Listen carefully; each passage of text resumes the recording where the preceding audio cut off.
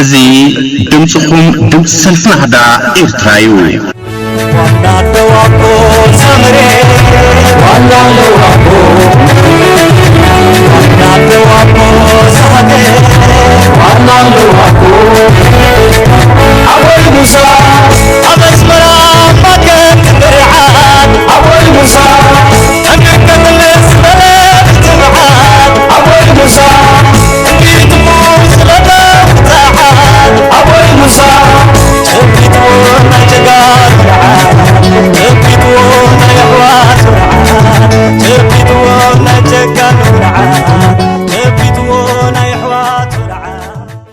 سلفنا هذا إرترا بحاليوت كفل زينا سلفنا هذا إرترا ناتدالوه وترسولوس حموسين قدامن أمربن حبريتا irinahda.org زقرب مدبيو سلام زي خبركم تخاتلتي فنو راديو دمصخم دمصو ساعات إرتراويان دمص سلفنا هذا إرترا لومي قدام 10 حمله كلتشحن 10 جعتنيو نايلوم تحسونا مسرتاو بوليتيكاو بحري ጉጅለ ህግደፍ አሸባሪው ኣብ ትሕቲ ዝብል ኣርእስቲ ዝተዳለወ ጽሑፍ ምስተነበ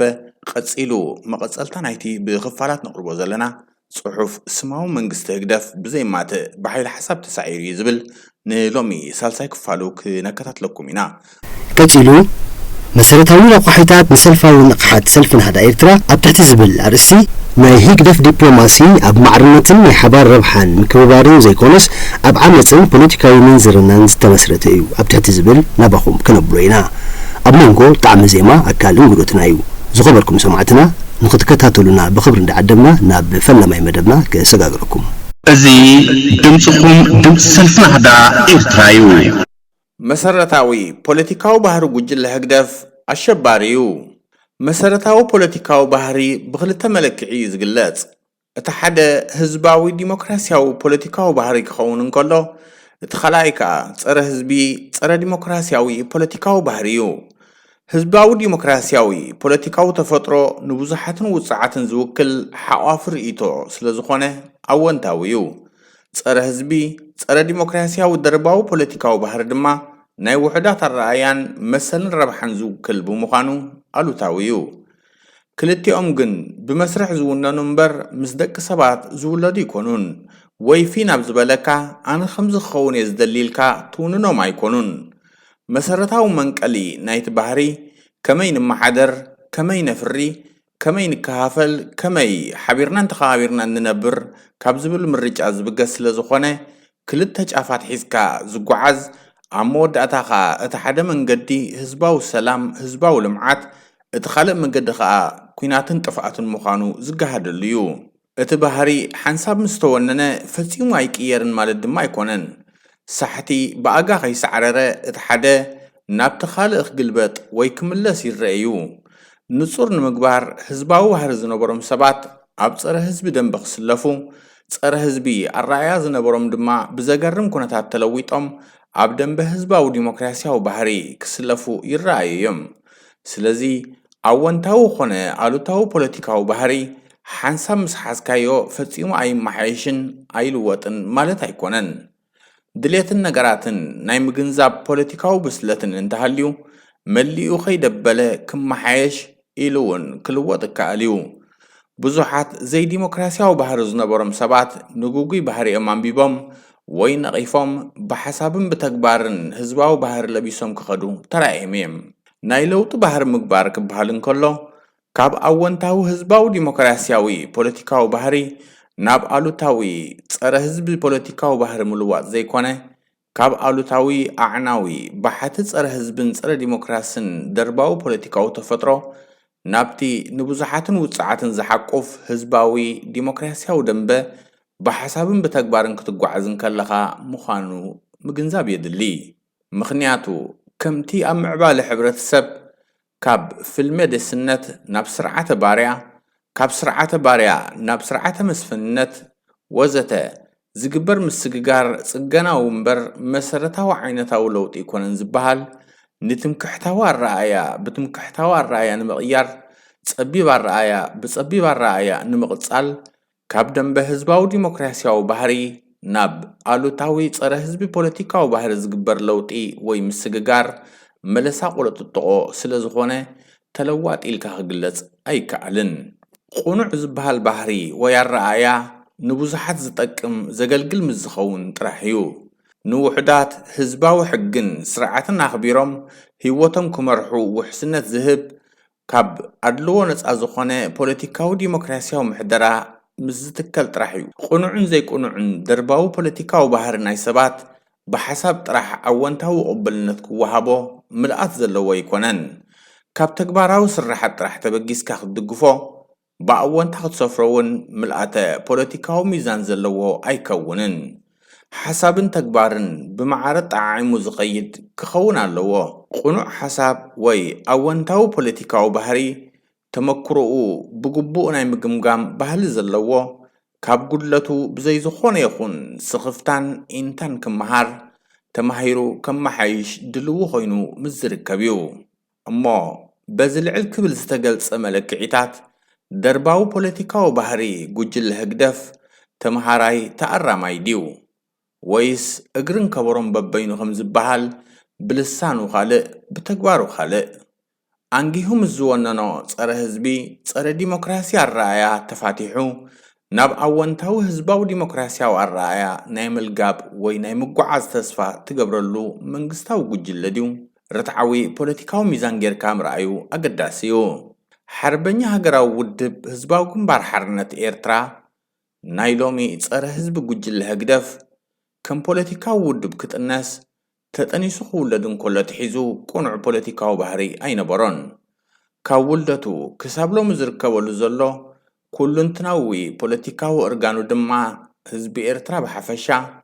ብኣባልነት ኣብ ጽላሉ ዝተሓቑፉ ዜጋታት ከዓ ብፍላይ ኣሳቲፉ ቁልዑን ነፃን ዲሞክራሲያዊ ናይ ክትዕ መድረኻት ከፊቱ ባህሪኡን ውሽጣዊ ኣሰራርሑን ገምጊሙ መሰረታዊ ፖለቲካዊ ምትዕርራይ ዝገብረሉ ታሪኽ ኣይፍለጥን። ስለዚ ከዓ ካብ ሕሉፍ ብደም ንጹሃት ዝተቆማጠዐ ባህሪኡን ተግባሩን ተኣሪሙ ክኸይድ ኣይተራእየን። ብኣንጻሩ እኳ ደኣ ሃገራዊ ፖለቲካዊ ስልጣን ተቆጻጺሩ ቁጠባዊ መትንታት ሃገር ድማ ብሒቱ ጎደና ሽፍትነትን ፋሽስትነትን ተኸቲሉ ዝኸይድ ዘሎ እዩ። ስለዚ ከዓ ኣብ ሓርበኛዊ ሃገራዊ ውድብ ህዝባዊ ግንባር ሓርነት ኤርትራ ዝነበረ ዘይዲሞክራሲያውን ዘየሳታፍን ጨፍላቂ ደርባዊ ፖለቲካዊ ባህሪ ደረጃ ብደረጃ እናዓሞቐን ስፍሓት እናወሰኸን መጺኡ ኣሸባሪ መንግስታዊ ጉጅለ ኮይኑሎ ኣብ ዘሎ ግዜ ትማሊ ኣሸባሪ ነይሩ ሎሚ ካብ ኣሸባሪ ባህሪኡን ተግባሩን ተኣሪሙሎ ኢሎም ዝምስክሩን ናብ መዝገብ ግብረ ሽበራ ዝድግፉ ሃገራት ንምእታው ክንዲ ዝነጥቢ ሂብናካ ነርና ክምእዘዘኩም ከገልግለኩም ድልዌ ስለ ዝበልካና ግን ነቲ ምስ ግብረ ሽበራ ዝድግፉ መንግስታት ብምስራዕ ሰሪዝናልካ ኣለና ዝብል መግለፂ ሰሚዕካ ትግረም። ብርግጽ እቲ መንግስቲ ኤርትራ ንግብረ ሽበራ ይድግፍ እዩ ዝብል ዝነበረ ክሲ ማእከሉ ኣብ ኤርትራ ኣብ ልዕሊ ዜጋታትን ህዝብታትን ኤርትራ ዝፍጸም ዝነበረ ሽበራዊ መጥቃዕትታት መሰረት ዝገበረ ይነበረን። ሕጂ ጾርካ ልዒልናልካ ኣለና ዝብል ዘለውን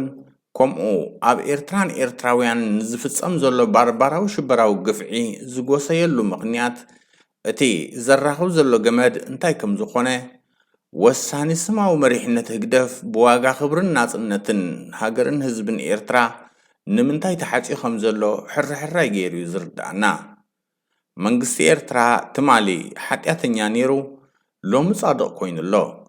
ትማሊ ኣሸባሪ ነይሩ ሎሚ ህዝባውን ሕጋውን ኮይኑሎ ኢሎም ዝምስክርን ነጥብን ዝውስኽን ዝስርዝን ዘሎ መንግስቲ ኣሜሪካ ካብ ናቱ ቀጥታዊ ፖለቲካውን ኢኮኖሚያውን ጸጥታውን ረብሓ ጥራሕ ዝብገስ ከም ዝኾነ ስለ ንርዳእ ክሳብ ክንዲ ዝኻብ ዘንቆልቁል ፖለቲካዊ ሚዛኑ ዝዕቅብ መግለጺ እንተዘውፅእ መሓሾ ነይሩ ካብ ምባል ሓሊፍና ንብሎ ነገር ኣይህሉን። እንተቶም መንግስቲ ኣሜሪካ ኣብ መዝገብ ደገፍቲ ግብረ ሽበራ ዝኾኑ መንግስታት ከስፍረካ ጫፍ በፂሐ ነይረ ሕጂ ግን ምሒረካ ኣለኹ ዝዓይነቱ መግለፂ ምውፅኡ ተኸቲሎም ኣይበልና እንዶ ትማሊ ኣብ ልዕሊ መንግስትና ዝተገብረ ጸቕጢ ኩሉ ሓሶት ነይሩ። መንግስትና ትማሊ ኾነ ሎሚ ህዝባዊ እዩ፣ ዲሞክራሲያዊ እዩ፣ ጸረ ግብረ ሽበራ እምበር ደጋፊ ሽበራውያን ጉጅለታት ኣይነበረን፣ በጥሪ ሓቂ ትቐጥን እምበር ኣይትስበርን ከም ዝተባህለ ኣብ ልዕሊ ህዝብን መንግስትን ኤርትራ ኣስታት ንርብዕ ዘመን ብውዲት ክግበር ዝጸንሐ ተጽዕኖ ግዚኡ ኣኺሉ ኩሉ ብጽንዓትና ተቓሊዑ ተሳዒሩ እናበሉ ኣብ ፈቆዶ ጎደናታትን መራኸቢ ብዙሃንን ዝነብሑ ዘለዉ ወገናት ግን ሰብኣዊ ክብርኩም ናብ ዕዳጋ ዘውረድኩም ካብ ኣብ ስቓይ ዝርከብ ህዝቢ ንጨፍላቒ ጸረ ህዝቢ ጉጅለ ተምልኹ ናይ ፖለቲካ ባህማት ብምዃንኩም ሰብ ምዃንኩም ትግንዘብሉ ዕድመን ጥዕናን ሃብኩም ክንብለኩም ንፈቱ እንተ መሰረታዊ ፖለቲካዊ ባህሪ ጉጅለ ህግደፍ ግን መንግስቲ ኣሜሪካ ብእምኒ ወንጭፍ መስኪሩ ሓራ ዝገበሮ ቀዲሙ ዝሃቦ ነጥቢ ስለ ዝሰረዘሉ ጾሩ ዝፈኽሶ ኣምለኽቱ ድማ መንግስትና ትማል ኾነ ሎሚ ቁኑዕ ኢሎም ስለ ዝወጨጩ ዝቕየር ነገር ኣይኮነን ምኽንያቱሲ ዝደበሎ ሽበራዊ መንግስታዊ ጉጅለ ስለ ዝኾነ እዩ እዚ ድምፅኹም ድምፂ ሰልፊ ናህዳ ኤርትራ እዩ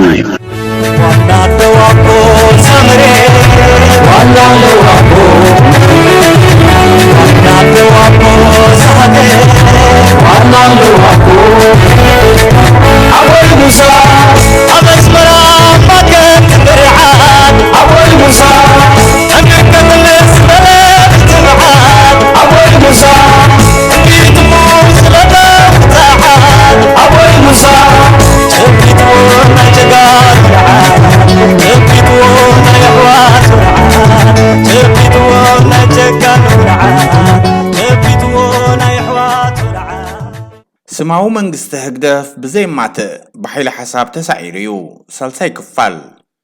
ኣብ ካልኣይ ክፋል ፖለቲካዊ ሓይልታት ደቂ ህዝብን ጸረ ህዝብን ክኾኑ ዝገብሮም ፖለቲካዊ ባህሪኦም እዩ ስማዊ መንግስቲ ህግደፍ እዚ ኮይንዎ ዘሎ ክኸውን እዚ ዝገብሮ ዘሎ ጸረ ህዝቢ ፋሽስታዊ ተግባራት ከፈጽም ዘገደዶ ደርባዊ ፖለቲካዊ ተፈጥሮ እዩ ብሰላም ብፍቶት ብሓይሊ ሓሳብ ንህዝቢ ክመርሕ ከመሓድር ፖለቲካዊ ተፈጥሮኡ ኣይፈቅደሉን ፖለቲካዊ ተፈጥሮኡ ብዓመፅ ብራዕዲ ክገዝእ ጥራሕ እዩ ዝፈቅደሉ ከምኡ ድማ እዩ ዝገብር ዘሎ ስለዚ ስማዊ መንግስቲ ህግደፍ ብሓይሊ ሓሳብ ዘይኮነ ብራዕዲ ዝገዝእ ዘሎ ንዝብል ርእይቶ ኣቦትኡ ኣሎ እዚ ግን ዘይቅየር ኣይኮነን ብህዝባዊ ቃልሲ ዝቅየር ካብ ሓይሊ ህዝቢ ወፃኢ ዘይኮነ ጉዳይ እዩ ኣብ ዝብል ኢና በፂሕና ነርና ሳልሳይ ክፋል ይቕፅል ኣብ ቀዳማይን ካልኣይን ክፋላት ብሓደ መዳይ ንህዝቢ ዘእምን ሓይሊ ሓሳብ ስለ ዘለዎ እዩ ን28 ዓመታት ዝኣክል ዝገዝእ ዘሎ ዝብል ርእይቶን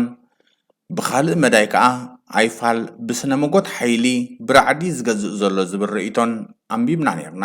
ብሓይሊ ሓሳብ ኣእሚኑ ይገዛእ ኣሎ ዝብልን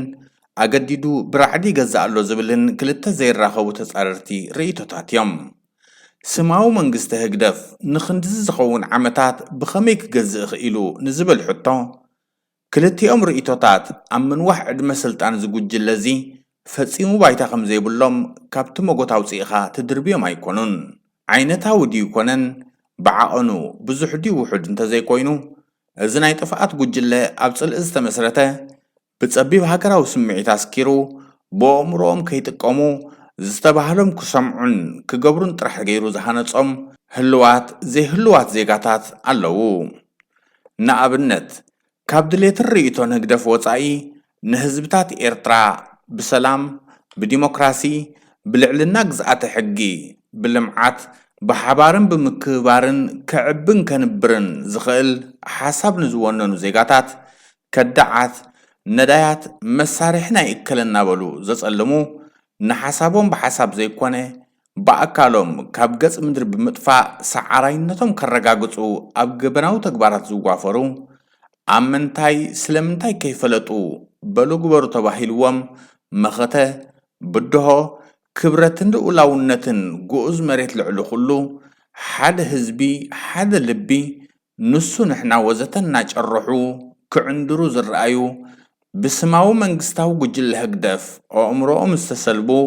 ሰብኣዊ ክብሮም ናብ ዕዳጋ ዘውረዱ ወገናት ምህላዎም ዝከሓድ ኣይኮነን ህግደፍ ንጸረ ህዝቢ ፖለቲካዊ መስመሩ ዝድግፉ ጥራሕ ዘይኮነ ካብ ሕጊ ተፈጥሮ ወፃኢ ዘለኣለማዊ ህይወት ረኺቡ ኣብ ስልጣን ክነብረሎም ዝምህለሉ ኣምለኽቲ ኣፍሪ እዩ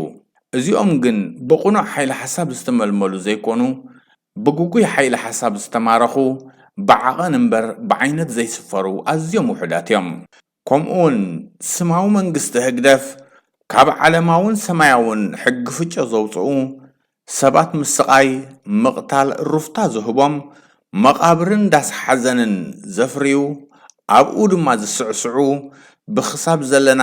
ንብላዕ ዝተኣኻኸቡ ብፖለቲካዊ ሰንቡ ሓደ ሰብ ዘስተንፍሱ ሰባት ዝተኣኻኸብሉ ናይ ጥፍኣት ጉጅለ ምዃኑ ዘይርድኡ ፈጺሙ ዘይፀዓድ ዓርሞሸሻዊ ሓይሊ ከም ዘለዎ ኣሚኖም ብራዕዲ ተዋሒጦም ከምዚ እንተኢለ ከምዚ ክገብረኒ እዩ ብዝብል ከይተኣስሩ ነብሶም ኣሲሮም ዝነብሩ የለውን ማለት ኣይኮነን ኣለው እዮም። ብርግጽ ስማዊ መንግስቲ ህግደፍ ኣጽዋር ኩናትን ስለምንታይን ከይበሉ ተኩስካ ቅተል ዘተግብሩ ዕጡቃት ዝወነነ ሕጊ ዘይቅይዶ ሰብኣውነት ድማ ዘይብሉ ፈራሕ ጨካን ብምዃኑ ንሱ በቐረባ ኣብ ዝቋጻጸሮ ኮንካ ሓይልኻ ከይወደብካን ከይደልደልካን ብቑልዑ ክትቃወሞ ዘየስግእ ኣይኮነን የስግእን የፍርሕን እዩ። ምክንያቱ ኣይኮነን ብዝወዓልካዮ ብዘይወዓልካዮ ዝቐትል ኣሸባሪ መንግስታዊ ጉጅለ ስለ ዝኾነ ካብ መሳርዑ ወፂኦም ኣብ ሕጋውን ዲሞክራስያውን ውሕስነት ዘለዎ ሃገር ሰፊሮም ናይ ጣዕሳ ፎርም መሊኦም ክፈሉ ዝተባህልዎ ገንዘብ ከፊሎም ኣብ እግሪ ቀታሊ ዝሰግዱ ናብ ሃገሮም ምምልላስ ከይክልክሎም ብረሃጾም ዘጥረይዎ ንብረት ወይ ትካል ከይውረሶም ፈሪሖም ኣብ ክንዲ ዝቁጥዑ ንመሰሎም ብግልፂ ተወዲቦምን ዝቃለሱ ብግልባጡ ብራዕዲ ተዋሒጦም ንሕና ምስ መንግስትና እናበሉ ዘጣቕዑ ወገናት ብዓይንና ንርኢ ስለ ዘለና ብራዕዲ ዝገዝእ ዘሎ ዝብል ንዝበዝሑ ህዝብታትን ደለይቲ ዲሞክራስያዊ ለውጥን ዘይሕውስ ናይ ውሕዳት መግለፂ ይኹን እምበር ከምኡ ምህላው ግን ኣይከሓድን። ስማዊ መንግስቲ ህግደፍ ብሓይሊ ሓሳብ በሊጹ ወይ ብራዕዲ ኣንበርኪኹ ዘይኮነ ናይ ደለይቲ ዲሞክራስያዊ ለውጢ ሕድሕድ ምጥርጣር ዝፈጠሮ ድኻም ተበሊጹ ዝገዝእ ዘሎ ዝብል ርእይቶ ድማ ንመልከት። ስማዊ መንግስታዊ ጉጅለ ህግደፍ ናይ ምሕሳብ ተኽእሎኦም ሰሊቡ ከምልኽዎ ዝገበሮም ሓሞቶም ኣፍሲሱ ኣብ ምዕራባውያን ሃገራት ኣሜሪካን ኣውሮጳን ኮይኖም ከይሓምይዎ ዝሽቕረሩ ዝርዕዱ ዜጋታት ኣለዉ። እዚኦም ግን ንመንግስቲ ከም መንግስቲ ደው ከብሉ ዋሕስ ቀጻልነቱ ክኾኑ ብፍጹም ኣይክእሉን። ስለምንታይ ሓደ እቶም ኣእምሮኦም ዝተሰልቡ ንውልቀ ሰብ ዘገልግሉ ስልዋት መጋበርያታት እምበር ናትና ዝብልዎ ብራእን ብሕግን ዝተደገፈ ፖለቲካዊ እምነት የብሎምን። እቶም ኣብ ርሑቕን ውሕስን ቦታ ኮይኖም ብራዕዲ ዝተባህልዎ ዝፍጽሙውን ከምኡ ኣይኮነን መንግስቲ ደው ከብሉን ከቐጽሉን ንገዛእ ርእሶም ደው ዘይበሉ ሰባት እዮም። ስለዚ ስማዊ መንግስቲ ህግደፍ ብሓይሊ ሓሳብ በሊጹ ወይ ብዘለዎ ሓይልን ፋሽሽታዊ ተግባርን ብራዕድን በርኪኹ ዘይኮነ ናይ ደለይቲ ዲሞክራስያዊ ለውጢ ብሓፈሻ ዝተቐርጸ ፖለቲካዊ መደብዕዮን ሕጊ ህንፃን ሒዞም ብዝተወደበ ኣገባብ ዝቃለሱ ፖለቲካውያን ውድባት ከዓ ብፍላይ ኣብ መንጎኦም ዘሎ ዘይውሁድ ሕድሕድ ምጥርጣር ኣብ ታሪኽን ነበረናን ምንባር ንዘኸተምካሉ ምእዙዝ ዘይምዃን ብስም ሃገርን ህዝብን እናጨራሕኻ ውልቃውን ጉጅላውን ዋኒን ምቕዳም ወዘተ ወዘተ ዝፈጠሮ ድኻማት ተበሊፅዩ ዝገዝእ ዘሎ ዝብል ርእይቶ ግን ካብ ኩሉ ናብ ሓቂ ዝቐረበ ርትዓዊ ገምጋም እዩ። ስማዊ መንግስቲ ህግደፍ ብባህርን ብተግባርን ወገን ህዝቢ ከም ዘይኮነ ብቃልሲ ክለግስ ዘለዎ ፀረ ህዝቢ ፀረ ዲሞክራስን ፀረ ሰላምን ምዃኑ እምነት ብዙሓትን ውፅዓትን ካብ ዝኸውን ነዊሕ ዓመታት ኣቁፂሩሎ ወድዓዊ ኩነታት በሲሉ ዝጥቀመሉ ስኢኑ ዓይኒ ቅድሚት ዓይኒ ድሕሪት ኮይኑ ተሪፍ እዩ። ብዝኾነ ኣጋጣሚታት ንዝተረኽበ ናይ ዓወትን ለውጥን ዕድላት ብቐሚሻደይ ዓንቂፍኒ ዘይምኹኑ ምስምሳት ፖለቲካዊ ውድባት ብሓፈሻ መሪሕነታዊ ኣካላት ድማ ብፍላይ ዝምኽነን ዝባኸነን ወርቃዊ ዕድላት ልዕሊ ኩሉ ትኩረት ክወሃቦን ተሓታቲ ክህልዎን ዝግባእ ረዚን ዛዕባ እዩ። እዚ ንህዝብን ሃገርን ከዲዑ ክንሱ ትርጉም ዘለዎ ናይ ተቃውሞ ውቅዒት ከይገጠሞ ዝቕፅል ዘሎ ስማዊ መንግስታዊ ጉጅለ ህግደፍ بحيل حساب زدناغروم كم اون حموتهم افسيسو زرعادم زيغاتاتيوم دوابي لما زلو زبل مقوت بفلاي ابزن ركبلو مدرخ كأمن زكالا يكونن بمقوت ون فتصم ملاخي انكو سباو سرعات لعلنا بزحزلو بوليتيكا بفلات يخون بزي فلات دقفتو وحدات تقاومتو بزحات كوخونو بحرياويو بقلتي أم مدرخ وطيو تقاومو زقلسن زي قلسن انت زي كوينو سماو منقست هقداف بفلاي كاب كل تشحن حدا عم تمرت ننجو كاب لبز بزحو إرتراويان وطيو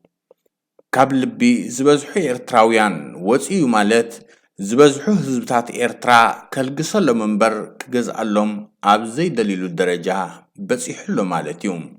زبزحو هزبتات أب كم زبالة درجات أومو مبصحهم نتي بزتودب أجباب أنصارو نمسرتاو بوليتيكاو لوت زكالس بوليتيكاو حيلتات عبي عوتيو ودعو خناتات بسيلو زبزح حزبي نبوليتيكاوي نايسرعت لوت دلون نتاريو ببقعات زمرح بوليتيكاو حيل انت زي رخيبو جن ادعو كبيديو زبزح حزبي بلبو كابسماو منقستي تفاتيحو بتكبار بقبو زودبو من قد عوت زرقيو مريح بوليتيكا وحيلي أبزو سئنالو زفتر هقواف عين قدمتين دحريت سنفلاليو لومي أبوليتيكا إرترا محبر سب عالم زعزو زل حق دما كم هزبي سنفلاليو منقست زبهال رأي يبلون حقوق يبلون تقاومو زبهال وهدت يبلو قبراوي سرح يبلون لؤلاونت هزب تحريمو لؤلاوي مريت متصاوت سب جنزب كوين الله أنا دلاي لوت إزبل دمتي بزحيو بوليتيكا ودباتون بقصرن بزحاتين أب تكبر متيكا جن أيكون المدرخ زطلبو ملس زهب أتي أب نفاس أو ويب سايتات هاللغو زبل بحكي أبايتان مهلاوون قليوس متأمامني ترقبولون سلمنتايكم أخوينو انتايو أب كم زبل ودكت كبتصح غيرو زقرب تعزبتات بزحيو زفري حق جن قدامي بوليتيكا إيرترا كفلمو كوزعي بقسمبر عمن صار استراتيجين سلتن رؤيت أجمع زنبرة بمخانو زتوقع جزء حتصير سلزي كونه عم مسرح كاب قدلتو تماهيرو تساتفو ربحان مثل هزبي مأكلو زجبره نتصورن فتحون تلمحانسيتو كيمرش بخوم زمرحو دلدل مريح ديمقراسيا وحيلي زي طريبو مخانو كالأي وتصعون دلاي فتحن كنسو مستي أنصار قدامو مجزاتي أب عودخينات زرعيو زحب المستنكراو قيا زم مساسل نوشتاو بوليتيكاو هيوتو زفتشلون زمجملون بوليتيكاو بحلي زي معبل مخانو سالساي جزياو سمعت زجزኦ أب ترى تسألي قربت هجر مسرت زجبره زي حجازر إتوتات لعلواي بوتحيزو بممسو رابعي أكندي أبوليتيكاو مسمر أب هزباونت أب علامة أب قدمنا قدلي أول كمرحتي أب زمد ود عدي ممهرتن متعبيتن كساب ود هيمانوت أب زلو فلي امنت محدارن دحور بوليتيكاو زمبالتاتن مهلاون حمشاي بهلا أخيبا نباب كتع زي مهلاو أب كبرون سعسعيتن أدهبو مقبار شادشاي مرحتي بوليتيكا ودبات أكندي أم مسارتاو بوليتيكا وسرحات أب زي مسارتاوي قدايات سلزة تكرو هزباو بوليتيكا ورأي من الصار ناتوم أونتاو درخيت زقبرو ديمقراسياوان مهورات كم تزدل سلزي فريو ترجم هاجر نتزابعو هاجر لعل خبرات ود السب زسرعت حساسبا جزاء خوين بمهلاو وزته قال خبص أجمعتو يلكا نمقمات إكال سلزي سماو منقست هقدف بزي مات بحيل حساب تسعيرو خنسو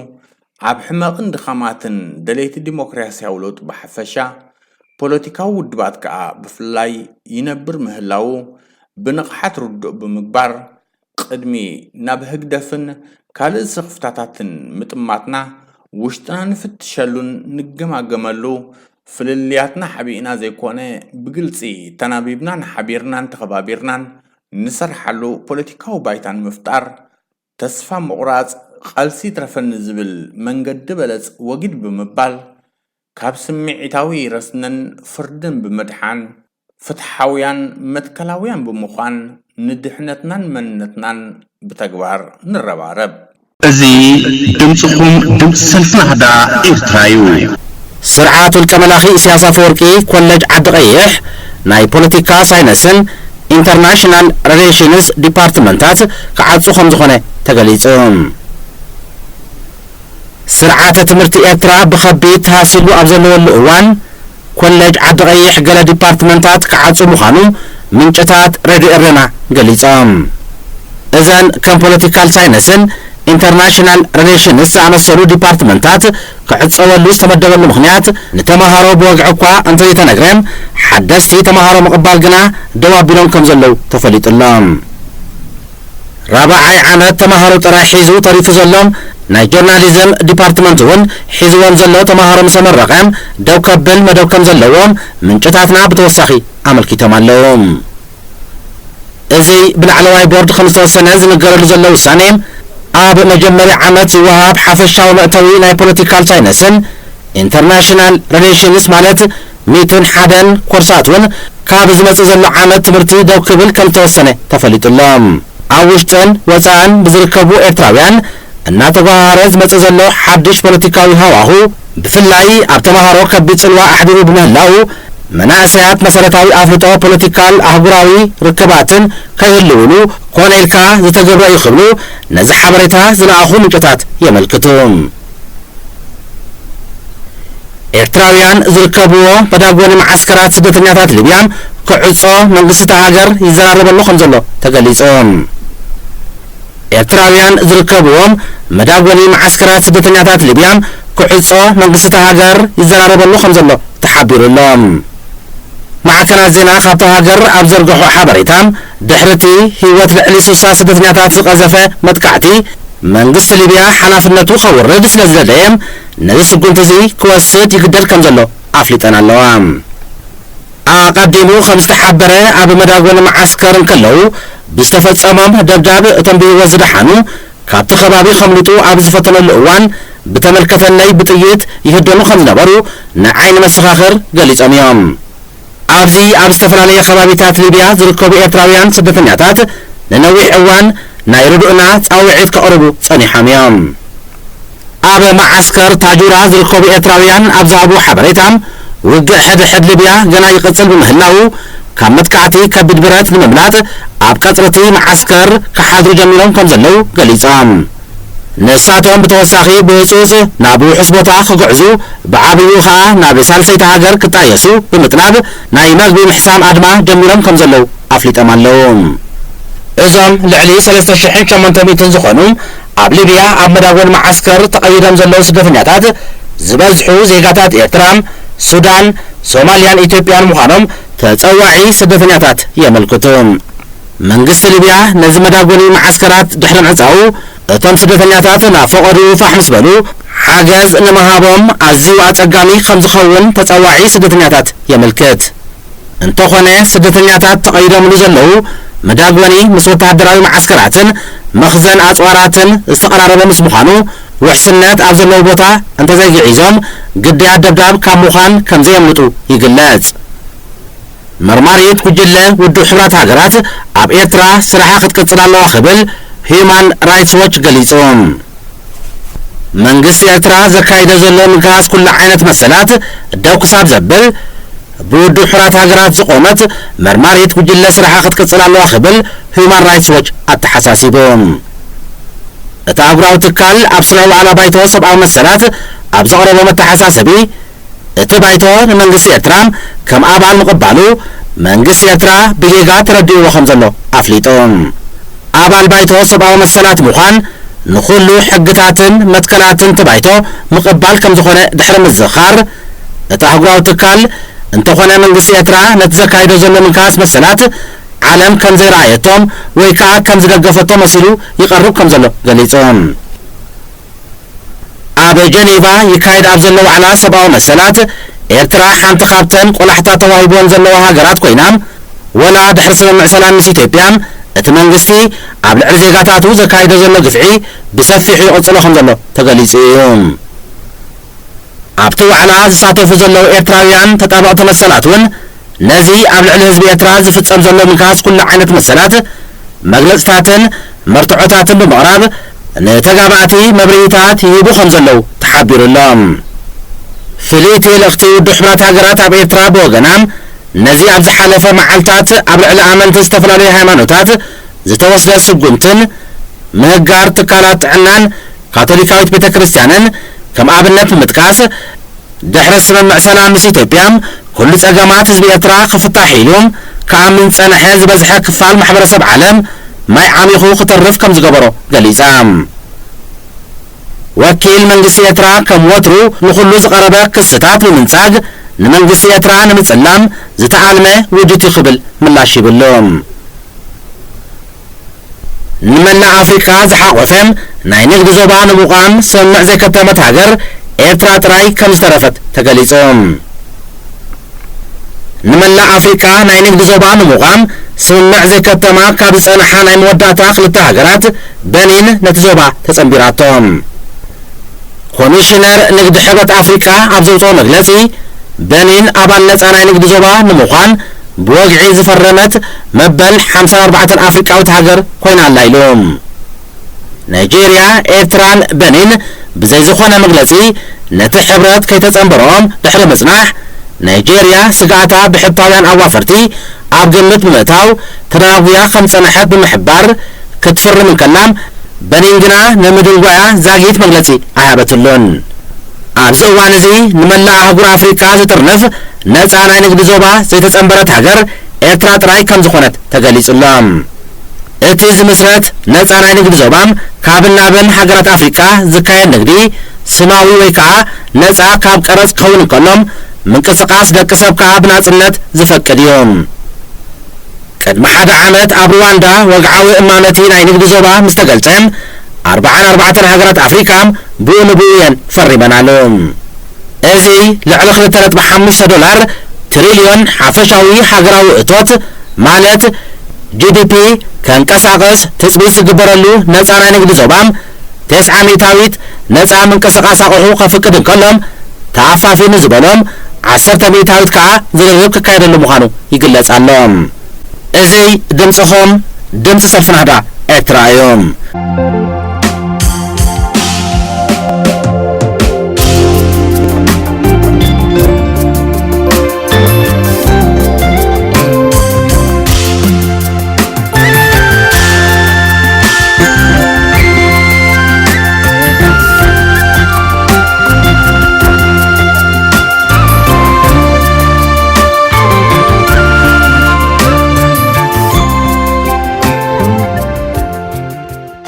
ክቡራት ሰማዕትና ገላዊ ሰላምታና ብምቕዳም ስዒቡ ዝቐርበልኩም ካብ ዝሓለፈ ቀዳም ዝቐጸለ ሰልፊ ናህዳ ኤርትራ መሰረታዊ ረቑሒታት ንሰልፋዊ ልቕሓት ዝብል ጽሑፍ ካልኣይ ክፋል ንሎሚ ሒዝናልኩም ቀሪብና ኣለና። ተኸታተሉ። ኣድላይነት ዲሞክራሲ መንግስቲ ህዝቢ ኤርትራ ካብ ኣመበቁል ዓድታቱ ሓሊፉ ኣብ ኩለን ኣውራጃታት ኤርትራውን ፋሽሉ ዝርከብ ህዝቢ እዩ። ብዘይካዚ እውን ዝርጋሐ ህዝቢ ኣብ ኣውራጃታት ብመንጽር ብዝሕን ብሄርን መበቆልን ምዕሩይ ኣይኮነን። ልዕሊ ኩሉ ከዓ ታሪኻዊ ኣመዓዕብላ ምምቕራሕ ሰዋታትን ስልጣንን ምዕሩይ ብዘይምንባሩ ዘስዓቦ ማሕበረ ቁጠባዊ ዘይምዕሩይነት ብሩህ እዩ። ብፍላይ ከዓ ድሕሪ 1991 ናጽነት ኤርትራ ዝተረኣየ ስርዓተ ምሕዳር ነቲ ኣብ መንጎ ዝተፈላለዩ ክፍልታት ሕብረተሰባት ኤርትራ ዝፈጠሮም ማሕበረ ቁጠባዊ ፍልልያት ዘካትዕ ኣይኮነን። ስለ ዝኾነ እቲ ኣብ ዲሞክራሲያዊት ኤርትራ ክትከል ዝግብኦ ስርዓት ምሕዳር ነዚ ዝተጠቕሲ ሓቅታት ኣብ ግምት ዘእተወ ክኸውን ኣለዎም። እዚ ክበሃል እንከሎ እምበኣር እቲ ምምሕዳር ምእኩል ወይ ዘይምእኩል ተባሂሉን ኣይተባሂሉን ዘይኮነስ እቲ ኣገዳሲ ነገር ነቲ ኣብ ባይታ ዘሎም ወድዓዊ ኩነታት መፍትሒ ዘቕርብ ምስ ዝኸውን እዩ። መብዛሕትኡ እዋናት ምእኩል ወይ ዘይምእኩል ምምሕዳር ተባሂሉ ኣብ ዝግለጸሉ እዋን እቲ መረዳእታ ነቲ ክልቲኡ ዓይነታት ምምሕዳራት ከም ውዱእ ቅርጽን ኣብ ኩሉ ኩርናዓት ዓለም ብማዕረ ዝሰርሕ ስርዓት ጌርካ ይውሰድ እዩ። ከምኡ ግን ኣይኮነን። ምክንያቱም ማሕበረ ቁጠባውን ፖለቲካውን ኩነታት ናይ ኣብ ዝተፈላለዩ ኩርናዓት ዓለም ዝነብሩ ኣህዛብ ሓደ ስለ ዘይኮነ ብእመፅር ከዓ ትሕዝቶ ምእኩልን ዘይምእኩልን ስርዓተ ምምሕዳራት ክፈላለ ይግባእ። ወድዓዊ ኩነታት ኤርትራም ኣብ ገነት ምስነቱ እምበኣር እቲ ዝሓሸን ምስ ክውንነትና ክሰማዕ ንምግባሩ ዘጥዕም ዓይነት ምምሕዳር እቲ ዘይምእኩል ተባሂሉ ዝፍለጥ ስርዓተ ምምሕዳር እዩ። ብሓፈሽኡ ክረአ እንከሎም ኣብ ምእኩልን ዘይምእኩልን ምምሕዳራት ዘሎ ፍልልይ እቲ ኣብ ምምቕራሕ ሰባታትን ስልጣንን ዝግበር ዝተፈላለየ ኣገባባት ምሕደራ እዩ። ክልቲኦም ነናቶም ኣሉታትን ብልጭታትን ኣለዎም። ካብኡ ናብኡ ግን እቲ ዘይምእኩል ስርዓተ ምምሕዳር ስፍሕ ዝበለ ኣገባባት ምምቕራሕ ሰባታትን ስልጣናትን ዘፍቅድን እዚ ድማ ንኩሉ ሕብረተሰብ ኤርትራም ዘሳተፍ ክኸውን ኣለዎም። ኣብ ኤርትራም ቀዋሚ ዘውሕዝ ዘይምእኩል ስርዓተ ምምሕዳር ክህሉ ንኣምን። ስዊዘርላንድ፣ ፍራንሳም ከምኡውን ደቡብ ኣፍሪቃም ዝኽተሉ ኣገባባት ስርዓተ ምምሕዳር ምውካስ ሓጋዚ ክኸውን ይኽእል። ስለ ዝኾነን ዲሞክራሲያዊ ስርዓት ኣብ ሓንቲ ሃገር ምህናፅ ማለት ሰብኣዊ መሰላትን ናይ ብሔር ብሔረሰባትን ናይ ህዝብታትን ማዕርነት ዘኽብር ስርዓት ምፍጣር ማለት እዩ። ኣተኣናንፅኡ ብዝምልከት ድማ ዲሞክራሲያዊ ስርዓት ንኽስፋሕፋሕ ተረድኦታት ንኽዓቢ ዝሕግዙ ብዲሞክራሲያዊ ዝተሃንፁ ዜጋታት ምፍራይ ክኸውን እንከሎም ናይ ዲሞክራሲያዊ ባህሊ ንምድንፋዕ ድማ ወሰንቲ ተግባራት ምስራሕ ይሓትት። ስለዚ ዲሞክራሲያዊ ስርዓት መንግስቲ ምትካል ማለት ዲሞክራሲያዊ ዜጋ መናፅን ዲሞክራሲያዊ ባህሊ ምስራፅን ማለት ይኸውን። ነዚ ምትግባሩ ድማ ብህዝቢ ዝተመረቐ መንግስቲ ሕጊ ወይ መምርሒ ምግባር ማለት እዩ። ኣመር መሰላት ዲሞክራሲያዊ ስርዓት ሰብ ኮይኖም ኣብ ዓለም ክነብር መስል የድልዮም። እቶም መሰላት ድማ ክልተ ዓይነት ኮይኖም ንሶም ድማ እቲ ቀዳማይ ሰብኣዊ መሰል እቲ ካልኣይ ድማ ዲሞክራሲያዊ መሰል እዩ። ቀዳማይ ሰብኣዊ መሰል ሰብኣዊ መሰል ክበሃል እንከሎም ሰብ ብሰብ ምዃኑ ጥራይ ዝረኽቦ መሰል ማለት እዩ። ማለት ብረቢ ዓለምን ዝተፈጥረ ኩሉ ወዲ ሰብ ኩሉ ሰብኣዊ መሰል ኣለዎም። እዚ ማለት ድማ ዝኾነ ሰብ ዝመሰለ ሃይማኖት ናይ ምሓዝ መሰል ኣለዎም። ዝኾነ ሰብ ሰብኣዊ ክብሩ ናይ ዘይምውራድ መሰል ኣለዎም። ብመሰረት ሕጊ እንተዘይኮይኖም ካብ ሕጊ ወፃኢ ገዝኡ ምፍታሽ ኮነ ምእሳር መሰል የብሉን። ዝኾነ ሰብ ብህይወት ናይ ምንባር መሰል ኣለዎም። ዝኾነ ሰብ ኣብ ልዕሊ ኣካላቱ ጉድኣት ከይወርዶ ናይ ምክልኻል መሰል ኣለዎም። ካልኣይ ዲሞክራሲያዊ መሰል ዲሞክራሲያዊ መሰል ማለት ናይ ዜጋታት ማሕበራዊ ፖለቲካዊ ከምኡውን ኢኮኖሚያዊ መሰል ማለት እዩ። እዚ ድማ ዜጋታት ዝመሰሎም ኣረኣያታት ናይ ምውናን መሰል ኣለዎም። ዝኾነ ዓይነት መረዳእታ ናይ ምቕባልን ናሃብን መሰል ኣለዎም። ናይ ምውዳብ ናይ ምእካብ ሰላማዊ ሰልፊ ናይ ምክያድ መሰል ኣለዎም። ብዘይፈቓዱ ዜግነት ናይ ምስኣን ዜግነት ብፈቓዱ ናይ ምቕያር መሰል ኣለዎም። ናይ ውልቀ ሃፍቲ ምጥራይን ንብረት ምውናንን መሰል ኣለዎም። ናይ ካብ ናብ ምንቅስቓስ መሰል ኣለዎም። ኣብ ፖለቲካ ዝኾነ ሓሳብ ርእይቶ ምቕራብ ብዓቕሙ ቦታ ናይ ምሓዝ ድሌት ኣረኣያ ምሓዝ ናይ ምምራፅን ክምረፅን ካልኦት ከምኦም ዝኣመሰሉ ምርካብ መሰል ኣለዎም። ኣብ ማሕበራዊ ህይወቱ ሓዳር ምግባር ናይ ውልቀ ቤተሰብ ምምስራት ምፍታሕ መሰል ኣለዎም። ኣምራት ፖለቲካዊ መሰላት ሃገርና ኤርትራም ብሰኣን ዲሞክራሲያዊ ስርዓተ ምሕደራም ብገባትን ዓብላልነትን ጉጅለ ህግደፍ ዝተመንዝዖ ፍትሕን ማዕርነትን ገሊፅካም ዘይውዳእ ሰብኣውን ንዋታውን ክሳራታት ወሪዱ ኢልካም ክትሓልፎ ዘይትኽእልን ኩነታቱ በፂሕዎ ምህላው ብምርዳእ ካብታም ንቓልሲ ዝወፈረላ ሰዓት ጀሚሩ ድማ ኣብ ሃገርና ኤርትራም መሰረታዊ ለውጢ ብምምፃእን ክንየ ለውጢ ድማ ኣብ ሃገርና ኤርትራ ዲሞክራሲያዊ ስርዓት ንምትካል እዩ ከይተሓለለ ኣብ ቃልሲ ዝርከብ ስለ ዝኾነ ድማ ንመጻኢ ዲሞክራሲያዊ ስርዓት በዚ ስዕብ ይገልጾም ዲሞክራሲያዊ ስርዓት ኣብ ሓንቲ ሃገር ዘሎም ፖለቲካዊ ኢኮኖሚያዊ ማሕበራዊ ምምሕዳራዊ ዋኒን ከምኡውን ናይ ህዝቢ ህሉ ኩነታት ብግሉጽ ዘርእዩ እዮም ዲሞክራሲያዊ ስርዓት ናይ ህዝቢ ድምፂ ዝኽበረሉ ስርዓት እዮም ኢሉ ይኣምን ኣብዚ ከምዚ ዓይነት ስርዓት እዚ ተወከልቲ ህዝቢ ብዲሞክራሲያዊ መንገዲ ሓሳብ ዝወከሎም ህዝቢ ይገልጹ ሓደ ኣምር ዲሞክራሲ እንታይ ማለት እዩ ዲሞክራሲ ማለት ህዝብታት ኣብ ናይ ገዛእ ርእሶም ድልየት ዝተመስረተ ናይ ሓባር ሕጊ ክህልዎምን ከሎም ናይ ሓበራዊ ምርድዳእ ክፈጥረሎም ይኽእል እዚ ማለት ድማ ንኩሉ ዓይነት ዘይምርድዳእ በቲ ናይ ሓባር ኮይኖም ዘውፅዎ ሕጊ ስለ ዝዳነ ኣብ ህዝብታት ዘይምርድዳእ ናይ ምፍጣር ዕድል ኣይህሉን እዚ ዓይነት ኣሰራርሓ ዝኽተሉ ሃገራት ድማ ዲሞክራሲያዊ ስርዓት ዘሰና ሃገራት እየን ምባል ይከኣል ናብቲ ዓንዲ ርእሱ ብምምላስ ድማ ዲሞክራሲ ክበሃል እንከሎም ናይ ግሪክ ቋንቋ ኮይኖም ብኽልተ ቃል ዝንፀባረቕ እዩ ንሱ ድማ ዲሞስን ክራቶስን ማለት እዩ ስለዚ ዲሞስ ማለት ህዝቢ ማለት ክኸውን ከሎም ክራቶስ ማለት ድማ ምምሕዳር ማለት እዩ ስለዚ ንኽልቲኦም ብሓባር ክሪኦም ከለና ህዝባዊ ምምሕዳር ወይ ድማ ህዝቢ ባዕሉ ንባዕሉ ዘመሓድረሉ ህዝባዊ ምሕደራ ዝብል ትርጉም ይህበና ማለት እዩ ብኻልእ ኣዘራርባ ዲሞክራሲ ማለት ህዝብታት ብሓባር ተሰማሚዖም ብዘውፅኡ ሕግታት ዝመሓደርሉ ከይዲ ኮይኑ በዚ ድማ ኣብ ከይዲ ስርዓት ናይ ስልጣን በዓል ቤት ህዝቢ ጥራይ ይኸውን ማለት እዩ ዲሞክራሲያዊ ምሕደራ ክበሃል እንከሎም መንግስቲ ካብ ህዝቢ ዝርከብ ንህዝቢ ዘገልግል ማለት እዩ ኣብዚ ዲሞክራሲያዊ ስርዓት ምሕደራ ድማ ዜጋታት ብኣተሓሳስበኦምን ብድልየቶምን ኣፈላላይ ከም ዘለዎም ብዝግባእ ተረዲኦም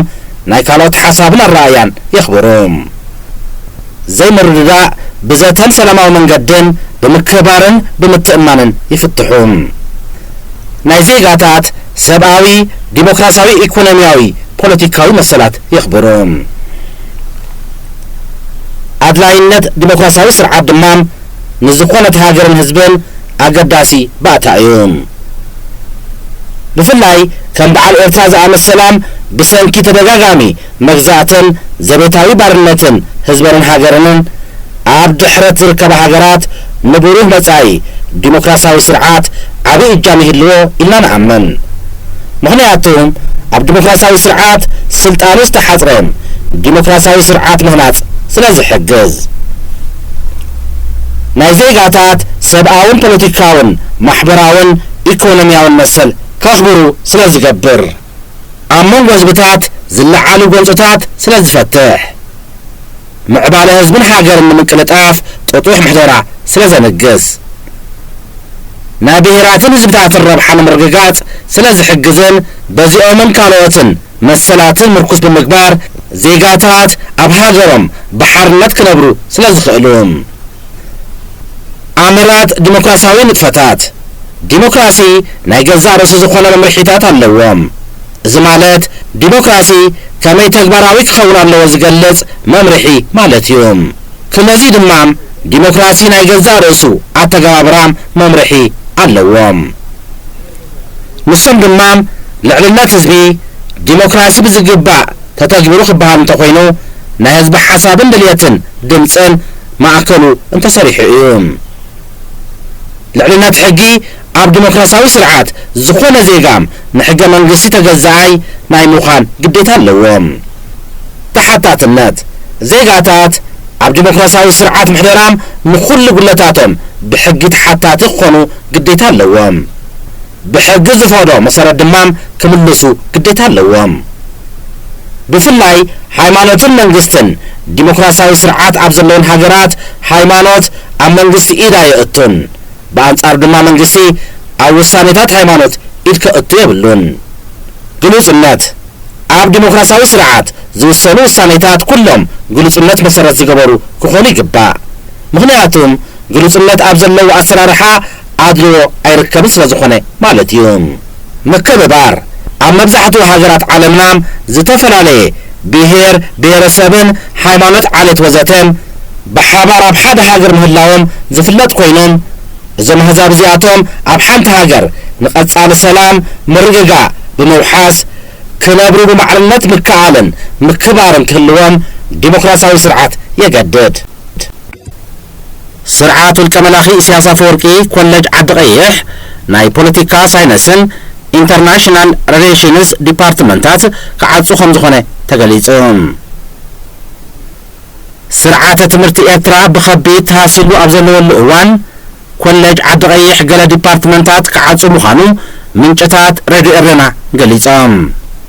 እዘን ከም ፖለቲካል ሳይንስን ኢንተርናሽናል ሪሌሽንስ ዝኣመሰሉ ዲፓርትመንታት ክዕፀወሉ ዝተመደበሉ ምኽንያት ንተምሃሮ ብወግዒ እኳ እንተይተነግረን ሓደስቲ ተምሃሮ ምቕባል ግና ደው ኣቢሎም ከም ዘለው ተፈሊጡሎም። ራብዓይ ዓመት ተምሃሮ ጥራይ ሒዙ ተሪፉ ዘሎም ናይ ጆርናሊዝም ዲፓርትመንት እውን ሒዝዎም ዘሎ ተምሃሮ ምስ ተመረቐ ደው ከብል መደብ ከም ዘለዎም ምንጭታትና ብተወሳኺ ኣመልኪቶም ኣለዉ። እዚ ብላዕለዋይ ቦርድ ከም ዝተወሰነ ዝንገረሉ ዘሎ ውሳኔ ኣብ መጀመርያ ዓመት ዝወሃብ ሓፈሻዊ መእተዊ ናይ ፖለቲካል ሳይንስን ኢንተርናሽናል ሪሌሽንስ ማለት 101 ኮርሳት እውን ካብ ዝመጽእ ዘሎ ዓመት ትምህርቲ ደው ክብል ከም ዝተወሰነ ተፈሊጡሎም። ኣብ ውሽጥን ወፃእን ብዝርከቡ ኤርትራውያን እናተጓሃረ ዝመጽእ ዘሎ ሓድሽ ፖለቲካዊ ሃዋሁ ብፍላይ ኣብ ተምሃሮ ከቢድ ጽልዋ ኣሕዲሩ ብምህላው መናእሰያት መሰረታዊ ኣፍልጦ ፖለቲካል ኣህጉራዊ ርክባትን ከይህልውሉ ኮነ ኢልካ ዝተገብረ ይኽብሉ ነዚ ሓበሬታ ዝለኣኹ ምንጭታት የመልክቱ። ኤርትራውያን ዝርከብዎ መዳጎኒ ማዓስከራት ስደተኛታት ሊብያ ክዕጾ መንግስቲ ሃገር ይዘራረበሉ ከም ዘሎ ተገሊጹ። ኤርትራውያን ዝርከብዎም መዳጎኒ ማዓስከራት ስደተኛታት ሊብያ ክዕጾ መንግስቲ ሃገር ይዘራረበሉ ከም ዘሎ ተሓቢሩሎም። ማዕከናት ዜና ካብቲ ሃገር ኣብ ዘርግሖ ሓበሬታ ድሕርቲ ህይወት ልዕሊ 60 ስደተኛታት ዝቐዘፈ መጥቃዕቲ መንግስቲ ሊብያ ሓላፍነቱ ከውርድ ስለ ዝደለየ ነዚ ስጉምቲ እዚ ክወስድ ይግደድ ከም ዘሎ ኣፍሊጠን ኣለዋ። ኣቐዲሙ ከም ዝተሓበረ ኣብ መዳጎኒ ማዓስከር እንከለዉ ብዝተፈጸሞም ደብዳብ እቶም ብህይወት ዝደሓኑ ካብቲ ከባቢ ከምልጡ ኣብ ዝፈተነሉ እዋን ብተመልከተለይ ብጥይት ይህደሙ ከም ዝነበሩ ንዓይኒ መሰኻኽር ገሊፆም እዮም። ኣብዚ ኣብ ዝተፈላለየ ከባቢታት ሊብያ ዝርከቡ ኤርትራውያን ስደተኛታት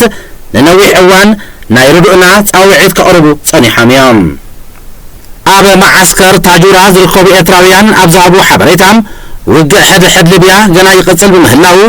ካብ መጥቃዕቲ ከቢድ ብረት ንምምላጥ ኣብ ቀጽርቲ ማዓስከር ክሓድሩ ጀሚሮም ከም ዘለው ገሊፆም። ንሳቶም ብተወሳኺ ብህፁፅ ናብ ውሑስ ቦታ ክጉዕዙ ብዓብዩ ከዓ ናብ ሳልሰይቲ ሃገር ክጣየሱ ብምጥናብ ናይ መግቢ ምሕሳም ኣድማ ጀሚሮም ከም ዘለው ኣፍሊጦም ኣለዉ። እዞም ልዕሊ 3800 ዝኾኑ ኣብ ሊብያ ኣብ መዳጎኒ ማዓስከር ተቐይዶም ዘለው ስደተኛታት ዝበዝሑ ዜጋታት ኤርትራ፣ ሱዳን፣ ሶማልያን ኢትዮጵያን ምዃኖም ተጸዋዒ ስደተኛታት የመልክቱ። መንግስቲ ሊብያ ነዚ መዳጎኒ ማዓስከራት ድሕሪ ምዕጻው እቶም ስደተኛታት ናብ ፈቐዱ ፋሕ ምስ በሉ ሓገዝ ንምሃቦም ኣዝዩ ኣጸጋሚ ከም ዝኸውን ተጸዋዒ ስደተኛታት የመልክት። እንተኾነ ስደተኛታት ተቐይዶምሉ ዘለው መዳጎኒ ምስ ወተሃደራዊ ማዓስከራትን መኽዘን ኣጽዋራትን ዝተቐራረበ ምስ ምዃኑ ውሕስነት ኣብ ዘለዎ ቦታ እንተዘይግዒዞም ግዳያት ደብዳብ ካብ ምዃን ከም ዘየምልጡ ይግለጽ። መርማሪት ጉጅለ ውድብ ሕብራት ሃገራት ኣብ ኤርትራ ስራሓ ክትቅጽል ኣለዋ ክብል ሂዩማን ራይትስ ዎች ገሊጹ። መንግስቲ ኤርትራ ዘካይደ ዘሎ ምንካስ ኩሉ ዓይነት መሰላት ደው ክሳብ ዘብል ብውድብ ሕብራት ሃገራት ዝቆመት መርማሪት ጉጅለ ስራሓ ክትቅጽል ኣለዋ ክብል ሂዩማን ራይትስ ዎች ኣተሓሳሲቡ። እቲ ኣህጉራዊ ትካል ኣብ ስነ ዋዕላ ባይቶ ሰብኣዊ መሰላት ኣብ ዘቕረቦ መተሓሳሰቢ እቲ ባይቶ ንመንግስቲ ኤርትራ ከም ኣባል ምቕባሉ መንግስቲ ኤርትራ ብጌጋ ተረዲእዎ ከም ዘሎ ኣፍሊጡ። ኣባል ባይቶ ሰብኣዊ መሰላት ምዃን ንኹሉ ሕግታትን መትከላትን ባይቶ ምቕባል ከም ዝኾነ ድሕሪ ምዝኻር እቲ ኣህጉራዊ ትካል እንተኾነ መንግስቲ ኤርትራ ነቲ ዘካይዶ ዘሎ ምንካስ መሰላት ዓለም ከም ዘይረኣየቶም ወይ ከዓ ከም ዝደገፈቶ መሲሉ ይቐርብ ከም ዘሎ ገሊጹ። ኣብ ጀኔቫ ይካየድ ኣብ ዘሎ ዋዕላ ሰብኣዊ መሰላት ኤርትራ ሓንቲ ካብተን ቆላሕታ ተዋሂቦን ዘለዋ ሃገራት ኮይና ወላ ድሕሪ ስምምዕ ሰላም ምስ ኢትዮጵያ መንግስቲ ኣብ ልዕሊ ዜጋታቱ ዘካይዶ ዘሎ ግፍዒ ብሰፊሑ ይቕፅሎ ከም ዘሎ ተገሊጹ እዩ። ኣብቲ ዋዕላ ዝሳተፉ ዘለዉ ኤርትራውያን ተጣበቕቲ መሰላት እውን ነዚ ኣብ ልዕሊ ህዝቢ ኤርትራ ዝፍጸም ዘሎ ምንካስ ኩሉ ዓይነት መሰላት መግለጽታትን መርትዖታትን ብምቕራብ ንተጋባእቲ መብርሂታት ይህቡ ከም ዘለዉ ተሓቢሩሎም። ፍልይቲ ልእኽቲ ውድብ ሕቡራት ሃገራት ኣብ ኤርትራ ብወገናም ነዚ ኣብ ዝሓለፈ መዓልትታት ኣብ ልዕሊ ኣመንቲ ዝተፈላለዩ ሃይማኖታት ዝተወስደ ስጉምትን ምህጋር ትካላት ጥዕናን ካቶሊካዊት ቤተ ክርስቲያንን ከም ኣብነት ብምጥቃስ ድሕሪ ስምምዕ ሰላም ምስ ኢትዮጵያ ኩሉ ጸገማት ህዝቢ ኤርትራ ክፍታሕ ኢሎም ከኣምን ጸንሐ ዝበዝሐ ክፋል ማሕበረሰብ ዓለም ማይ ዓሚኹ ክተርፍ ከም ዝገበሮ ገሊጻ። ወኪል መንግስቲ ኤርትራ ከም ወትሩ ንኹሉ ዝቐረበ ክስታት ብምንጻግ ንመንግስቲ ኤርትራ ንምጽላም ዝተኣልመ ውድት ይኽብል ምላሽ ይብሉ። ንመላእ ኣፍሪካ ዝሓቆፈ ናይ ንግዲ ዞባ ንምቋም ስምምዕ ዘይከተመት ሃገር ኤርትራ ጥራይ ከም ዝተረፈት ተገሊጹ። ንመላእ ኣፍሪካ ናይ ንግዲ ዞባ ንምቋም ስምምዕ ዘይከተማ ካብ ዝጸንሓ ናይ መወዳእታ ክልተ ሃገራት በኒን ነቲ ዞባ ተጸንቢራቶም። ኮሚሽነር ንግዲ ሕብረት ኣፍሪካ ኣብ ዘውፅኦ መግለጺ በኒን ኣባል ነጻ ናይ ንግዲ ዞባ ንምዃን ብወግዒ ዝፈረመት መበል 54 ኣፍሪካዊት ሃገር ኮይና ኣላ ኢሎም። ናይጄርያ፣ ኤርትራን በኒን ብዘይ ዝኾነ መግለጺ ነቲ ሕብረት ከይተጸንበሮም ድሕሪ ምጽናሕ ናይጄርያ ስጋኣታ ብሕታውያን ኣዋፈርቲ ኣብ ግምት ብምእታው ተናጉያ ከም ጸንሐት ብምሕባር ክትፍርም እንከላም በኒን ግና ንምድንጓያ ዛጊት መግለጺ ኣይሃበትሉን። ኣብዚ እዋን እዚ ንመላእ ኣህጉር ኣፍሪካ ዝጥርንፍ ነጻ ናይ ንግዲ ዞባ ዘይተጸንበረት ሃገር ኤርትራ ጥራይ ከም ዝኾነት ተገሊጹሎም። እቲ ዝምስረት ነጻ ናይ ንግዲ ዞባም ካብን ናብን ሃገራት ኣፍሪካ ዝካየድ ንግዲ ስማዊ ወይ ከዓ ነጻ ካብ ቀረጽ ክኸውን እንከሎም ምንቅስቓስ ደቂ ሰብ ከዓ ብናጽነት ዝፈቅድ እዩ። ቅድሚ ሓደ ዓመት ኣብ ሩዋንዳ ወግዓዊ እማመቲ ናይ ንግዲ ዞባ ምስ ተገልጸ 44 ሃገራት ኣፍሪካ ብኡ ንብኡ እየን ፈሪመናሉ። እዚ ልዕሊ $2.5 ትሪልዮን ሓፈሻዊ ሃገራዊ እቶት ማለት ጂዲፒ ከንቀሳቐስ ትጽቢት ዝግበረሉ ነጻ ናይ ንግዲ ዞባም 900 ነጻ ምንቅስቓስ ኣቑሑ ከፍቅድ እንከሎም ተኣፋፊኑ ዝበሎም 10% ከዓ ዝርርብ ክካየደሉ ምዃኑ ይግለጽ ኣሎ። እዚ ድምፅኹም ድምፂ ሰልፊ ናህዳ ኤርትራ እዩ።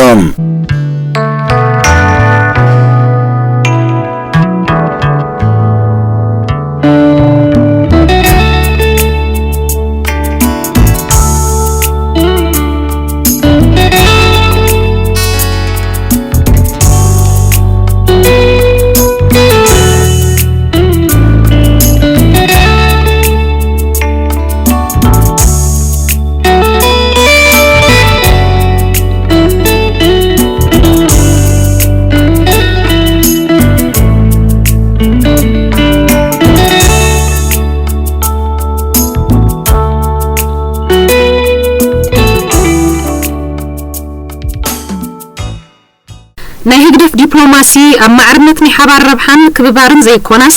ኣብ ዓመፅን ፖለቲካዊ ምንዝርናን ዝተሰረተ እዩ። ዝኾነ ሃገር ኣብ ውሽጣዊ ጉዳያት ቁኑዕ መርሆ እትኽተል ምስ እትኸውን ምስ ናይ ቀረባ ጎረቤት ዞባውን ዓለማውን ደረጃታት ዝርከቡ ህዝብታትን መንግስታትን እትኽተሎ ናይ ወፃኢ ቁዋም ሃገራዊ ረብሓ ማእከል ጌራ ኣብ ማዕርነት ናይ ሓባር ረብሓን ክብባርን ኣብ ውሽጣዊ ጉዳያት ኢድ ዘይምትእትታውን መሰረት ዝገበረ ክኸውን ውሁብ ነገር እዩ። እቲ ሃገር ኣብ ውሽጣዊ ጉዳያት ህዝባ ብቁዋምን ዲሞክራሲያዊ ስርዓተ ምሕደራን ትመሓደር ቁኑዕ ናይ ልምዓት ፖሊሲ ቀሪጻ ናብ ኩሉ መድያዊ ቁጠባዊ ምዕባለ ትግስግስ እንተዳ ኮይና ናይ ወፃኢ ቁዋማ ማለት ፖሊሲኣ ከምቲ ኣብ ምእተው ዝጠቐስናዮ ካብዚ ናይ ውሽጢ ፖሊሲኣ ዝተፈልየ ክኸውን ኣይክእልን እዩ። ናይ ዝኾነ ሃገር ዲፕሎማሲ መንጸብረቕታ ውሽጣዊ ኣሰራርሓ እዩ። بحثيرو ناي وطاي بوليسا ناي هاجرا ناصنت كبري معباله ناي حزبات مسالين طقمن زحلو دامبر كبر من ربحاتاتهم احلف زيباي كونن كم عينت طعي دبلوماسياو زندنا خا بزبون اهجراون علمون حقتات وعيلاتن زغزايوم بزمن صر ناي هجرف دبلوماسي كنرين كلامه ناي تابوش تهاجر زختلو اعنو بوليسيتات مقصلتان من صبرقتان كوينو رخبو مغنياتو وشتو حلو من هالوه بدق يطعي كخون يكئلن يوم ንገዛ ነፍሱ ብቋም ዘይግዛ ስርዓት ናይ ካልኦት ህዝብታት መንግስታትን ሓበራዊ ረብሓታትን ዝሕሉ ቋምን ሕግታትን ከኽብር ትጽቢት ዝግበረሉ ይኮናን ስርዓት ህግደፍካ ኣይኮነን ለሚ መንግስታዊ ስልጣን በኃይል አቲሩስ ከመድብ መንግስታዊ ስልጣን ከይሓዘውን እንከሎ ንጸቢብ ውልቃውን ጉጅላውን ረብሓታቱ ክብል ካብ ዓመጽ ኮንትራባንድን ስርቅን ዝተዋፈረ ይነሩም أما كربا رحقات زركبا غربابت هاجرات كونا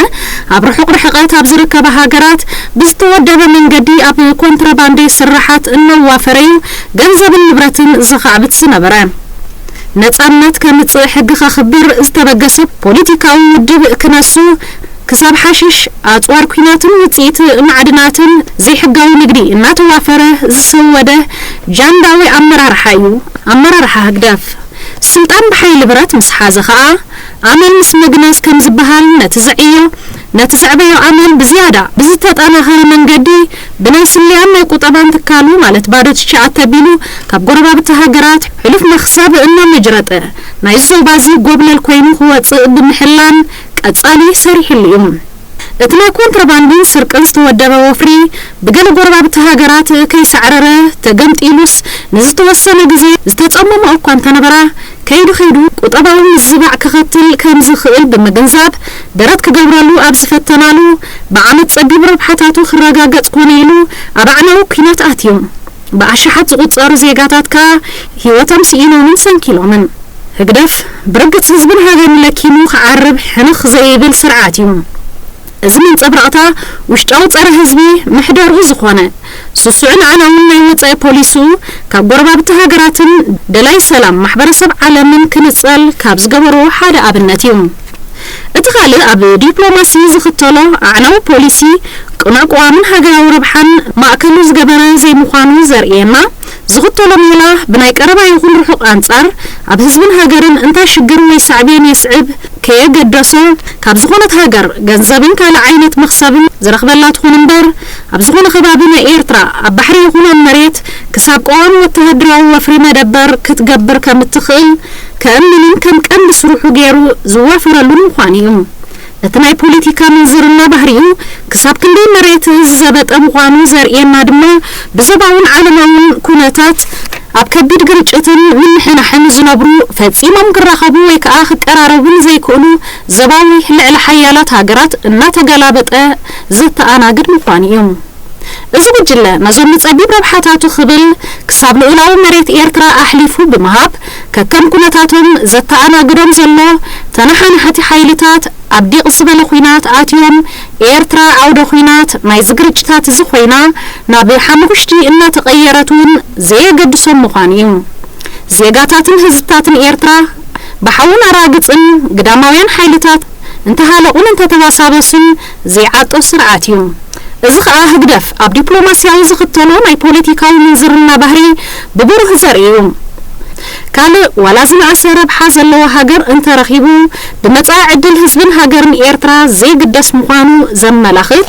نسو من أي دبلوماسيا وشت أراجيرو زريو كسابيني كلراو ساعات زفريا قل هاجرات ندحنا تزبانين كبابين زي بكلا خبكلا نتمر زن بحاف زراق فالو بوتا سينن عبد شجرالو مزتفلاليو نايما في مجلتات كالوت نايتن سرعتات أكلاتن بمستيراو من قدي إنه توعى عليه مليونات دولارات إنه مجرد عبد جناقرك إيح بحر إيرترا وجحف يجبر كم زنبرة استفلاليو منشتات عبد استفلاليو جزيات كتب صابو نصنحهم زذكريهم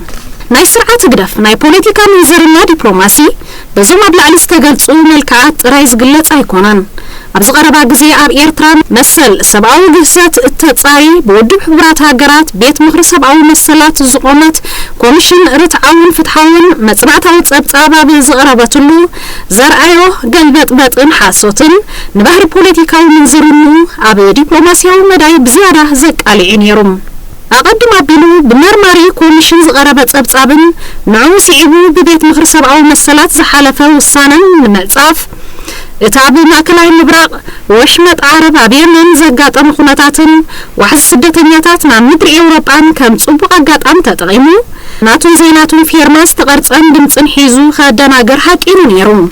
انتخونا زقبرو فتنو خلو بزيفرة تاريفو منمتو زيادة عقاليعو ኣብ ኤርትራዊ ሃገርነትን ውላውነትን ዘይኣምኑ ተቃወምቲ ውድባት ኢትዮጵያ ኣብ ጉዳይ ኤርትራ ልዕሊ ኤርትራውያን ኮይኖም ብወግዒ ኣብ መድረኽ ክወፁ ብምግባር ፖለቲካዊ ምንዝርኡ ጥፍሽኑን ውድቀቱን ዝያዳ ክቃላዕ ገይሮም እቲ ካልእ መርኣያ ፖለቲካዊ ጥፍሽኑን ሕሱር ዲፕሎማሲውን ዑስማን ሳልሕ ሚኒስተር ጉዳያት ወፃኢ ነቲ ናይ ሰብኣዊ መሰላት ጥሕሰት ክሲ ከፋኹሰለይ ይኽእል እዩ ብዝብል ነቶም ሓደ መዓልቲ ዘኪሮምን ዘይፈልጡ ላዕለዎት ኣመራርሓ ህግደፍ ዝነበሩ ናይ ፖለቲካዊ እሱራት ማለት ኣባላት ጉጅለ ጋዜጠኛታትን ብጽቡቕ ተታሒዞም ከም ዘለዉ ኩሎም ብህይወት ከም ዘለዉ ምሕባሩን ኣብ ሳልስቱ የማነ ገብረኣብ ዝተባህለ የማናይ ኢድ ውልቀ መለኺ ኢሳያስ ኣፈወርቂ ብዛዕባ እዚ ዝፈልጦ ነገር ከምዘየሎ ምግላጹ እዩ እዚ ክሳብ ክንደይ ነፍሰ ምትእምማን ዘይብሉ መዓዝኑ ዝጠፍኦ ኣመራርሓ ምዃኑ ዘመላኽት እዮም ብኸበረ ገዲፈን ብሕምብጢት ከም ዝበሃል እቲ ናይ ኮሚሽን ውሳነ ፍትሓዊ ብዝኾነ ኣገባብ ምስ ዝሓለፈን ገለ ምስቲ ኣብ ማእከላይ ምብራቕን ወሽመጥ ዓረብን ዘጋጠመ ኩነታት ምሳና ጠጠው ክብላ እየን ኢሉ ብእምነት ኣሕዲሩለን ዝነበረ ሃገራት ነቲ ፍትሓዊ ውሳነ ምስ ደገፋ ፃዕርታቱ ኩሉ ፈሺሉ ኣከቢድ ምውጣር ኣትዮም ሰረቕ ምባእ ባዕሊ ይለፋለፍ ከም ዝበሃል እቲ ውሳነ ኣብ ሃገራዊ መጋባእያ ገበነኛታት ከይቀርብ ካብ ዝሓደረ ስጋት ነቒሉ ብሸለብ ገለብ ቋም ከነተግብር ኢና ፖለቲካዊ እሱራት ክንፈትሕ ኢና መደብ ሃገራዊ ኣገልግሎት ናብ 18 ኣዋርሕ ክንመልሶ ኢና ወዘተ ኣብ ዝብሉ ዝተለምዱ ምድንጋር ክንጥልጠል እዩ ተሰሚዑ ሓቀኛ እምነቱ ስለ ዝኾነ ይኮናን ከምኡ ዝበለ ስለስተቐርቀረ ኮንደኹም መዋፀ ይኹንኒ ካብ ዝብል ንገለ ካብተን ቪቶ ፓወር ዘለዎን ሃገራት ብምኽሳብ ምስተን ብገበን ክትሓዝ ኣብ ቤት ፍርዲ ከቕርብኦ ዝደልዩ ሃገራት መሸማገሊ ክኾናን ነቲ መደብ ንምትዕንቓፍን ዘቕርቦ ዘሎ ሓላፍነት ዝጎደሎ ውዱቕ ሽጣራ እዩ ሓቂ እንተዝህልዎም ጉዳይ ሰብኣዊ መሰላት ውድብ ሕቡራት ሃገራት ዝቆሙ መርማሪ ኮሚሽን እዞም እሱራት ብህይወት ኣለዉ ዶ የለውን ቤተሰቦም ክርእይዎም ይኽእሉ ዶ ኣይኽእሉን ኣብ ቤት ፍርዲ ከቕርቡ ባዕሎም ብኣካል ክርእይዎምን ብዙሕ ግዜ ሓቲቶም ኣይተኸልከሉን ድዮም እዞም ናይ ፖለቲካ እሱራት እዚኣቶም ክንደይ ካብኣቶም ብህይወት ከም ዘለዉ ክንደይ ከብ ሰንክቲ የሰብኣዊ ፋሽስታዊ ኣተሓሕዝኡ ከም ዝሞቱ ናይ ቀረባ ሓለውቶም ካብ ዝነበሩ ምስክርነቶም ኣይገለጹን ድዮም ሕጂታ መሸንቆቃ ኣብ ክሳዶም ስኣተወት ዝተበላሸወ ፖለቲክኡ ከጸባብቕ ሸበድበር እንተበለ ዘዕብዮ ናይ ክሕደትን ምድንጋርን ኣካየዱ ካብ ምድጋም ወፃኢ ካልእ ኣይከውንን ቅድሚ ዞም ሕጂ ኣለዉ ባ ክንፈትሖም ኢና ባ ዝበሃለሎም ዘሎ ጉጅለ 15 ጋዜጠኛታትን ብኣሽሓት ዝቑፀሩ ንጹሃን ሰባት ብኣባላት ጸጥትኡ ብለይቲ ካብ ገዛውቶም ዓፊኑ ምስ ወሰዶም ክሳብ ግዜ እዚ ሃልዋቶም ዘይፍለጡ ግዳያት ምህላውን ምዝካር ኣገዳሲ እዩ ብኣባላት ጸጥትኡ ብለይቲ ካብ ገዛውቶም ዓፊኑ ምስ ወሰዶም ክሳብ ግዜ እዚ ሃልዋቶም ዘይፍለጡ ግዳያት ምህላዎም ምዝካር ኣገዳሲ እዩ ፖለቲካዊ ምንዝርና ስርዓት ህግደፍ ብሓደ ክልተ ገጻት ጥራይ ዝግለጽ ኣይኮነን መጋበርያ ናይ ወፃኢ ሓይልታት ኮይኑ ዝኣክል ዕጥቂ ስንቂ ገንዘብን ምልመላን እናወሰደ ሓደ ግዜ ምስ ስርዓት ሱዳን ዝኣመሰሉ ጎረባብቲ መንግስታት ንምዕላው ካልእ ግዜ ዞባዊ ስርዓታትን ህዝብታትን ውሽጣዊ ሰላሞም ልምዓቶምን ንምዝራግ ክዋሳእ ምጽንሑ ዛጊቱን ዘየቋረጸ ምዃኑን ፍሉጥ እዩ ኣብ ኢትዮጵያ ጅቡቲ ሶማል የመንን ብጥንቃቐን ብተዘዋዋርን ምትንኻላቱ ኣይቋረጸን እዚ ብወሳኒ መልክዑ ቢደበዛና ተዓሲቡ ዝተዋፈረሉ እዩ ተዓሲቡ ብዝረኽቦ ዓይነት ብዙሕ ደገፋት ሰኺሩ ጎብለን ናይ ዞባዊ እዚ ክኸውን ዝነበረ ሕልሚ ግን ኣባይታ ብዝገጠሙ ዘይድገም መኸተ በርዒን እዩ ብፍላይ ብወገን ኢትዮጵያ ዘጋጠሙ ወታደራዊ ፖለቲካውን ጽፍዒት ማይ ቤቱ ክሳብ ምንጓዕ ዝበጽሐ ምዃኑ ጋህዲ እዩ ነስ ስዕረት እዚ ንምሽፋን ድማ ልዕሊ ሓያል ኣሜሪካ ምስ ወያነ ተሻሪኻ ትዘርየና ኣላ ዝብል ህዝብን ብጉዱድ ዝተዓስከረ ሰራዊትን ኣብ ክንድና ውሽጣዊ ኩነታት ውስጥ እምነት ኩሉ ሃምን ቀልቡን ንግዳም ክርኢ ዝመሃዞ ስዑር ተንኮል ተኸልኪሉ ኣብ ሰዓባ ኣልቦ ፕሮፓጋንዳዊ ነፍሕታት ተጸሚዱ ይርከብ ነቲ ብሰንኪ ዓፋን ፖለቲካዊ ምሕደሩን ደረስ ዘይብሉ ኣብ ጉዱድ ዕስክርና ተጸሚዱ ብነጻ ጉልበቱ ከንጊላ ከገልግል ጸንሐ መንእሰይ ወለዶ ዝወሰዶ ናይ ስደት ኣመራጽን ኣብ ዝተፈላለየ ግዳያት ባዕሉን ዝፀሓተሮ ውግኣትን ዝተዋህቦ ግብረ መልስን ኩሉ ብውዲትን ደገፍን ኣሜሪካ ዝግበር ዘሎ ኣምሲል እዩ ዘቕርቦ ዘሎ ናይ ፖለቲካ ፖሊሲ ግን ኣብቲ ግዜቲ ብኣንጻርቲ ንሱ ዘቕርቦ ዘሎ ክሲኡ ኣሜሪካ ምስ ሶቪየት ሕብረት ዝነበረ ውድድር ማለት ዝሑል ኩናት ብምድኻምን ስዕረትን ሶቪየት ሕብረት ምስተዛዘመ ኣብ ቀርኒ ኣፍሪቃ ብፍላይ ከዓ ኣብ ኤርትራን ኢትዮጵያን ክመጽእ ምስ ዝኽእል ፖለቲካዊ ምቅያራት ከዓ ኩነታት ኣጣዓዒማ ምስ ክልቲኡ ሃገራት ጥቡቕ ዝምድና ክህልዋ ክትፅዕር ተራእያ ብጻሕታዊ ኩናት ስርዓት ክደፍ ኣብ መንጎ ክልቲአን ሃገራት ብደብ ዝተመኽነየ ኩናት ምስተወልዐ ድማ ኣሜሪካ ምስ ሩዋንዳ ብምዃን ኩናትን ናይ ኩናት ተጻብኦታትን ደው ክብል እሞ እቲ ጉዳይ ብሰላምን ብሕግን ክፍታሕያ ፀዊዓን ተንቀሳቒሳን ብሰንኪ ብትንክሕቲ ዝዓወረን ደረቱ ምፍላጥ ዝሰኣንን ስርዓት ክደፍ ግን ሰማዕ ይረኸባን ኣይሰመራን እዚ ኩሉ ዘመላኽቶ ነገር እንተሃለወ ስርዓት ክደፍ ኣብ ቁኑዕ መርሆ ዝተሰረተ ቋሚ ናይ ወፃኢ ፖሊሲ ዘይብሉ ብምዃኑ በብግዜኡ ምስ ውልቃውን ጉጅላውን ረብሓታቱ ዝገላበጥ ምዃኑ ከም ናይ ዝውፅኢት ከዓ ዝኽተሎ ዲፕሎማሲ ኣብ ማዕርነትን ናይ ሓባር ረብሓን ምክብባርን ዘይኮነስ ኣብ ዓመፅን ፖለቲካዊ ምንዝርናን ዝተሰረተ ኮይኑ እንትርፋው መጨቆኒ መናውዕ ዕድመ ስልጣኑ ንብርሰትን ልብትታንን ህዝብን ሃገርን ኤርትራ ምቅልጣፍ ንሰላምን ፖለቲካ ማሕበራዊ ቁጠባዊ ዕቤትን ዘየገልግል ምዃኑ ቡርህዮም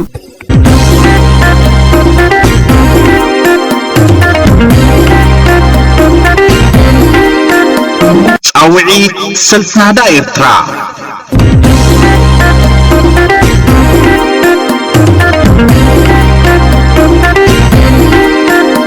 መቃለ ሓርነት ካብ ማእከል ህዝብናን ሃገርናን የድሄና ኣሎ ንመቃለ ሓርነት ምላሽና ንህበሉን ንቁሉና ንረጋግፀሉን ግዜ ሕጂ እዩ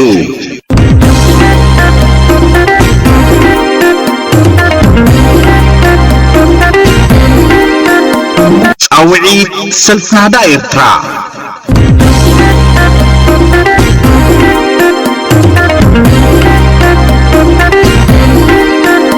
دلائل فتحن حرنتاتن مالت أبقون هزبنا مهلاونان بقبراو قاسي مثل فتحن حرنتاتن دلونتنا بمرقاقات مدحنن تسفان هزبنان حقرنان كم زخونا مرقاقاتيو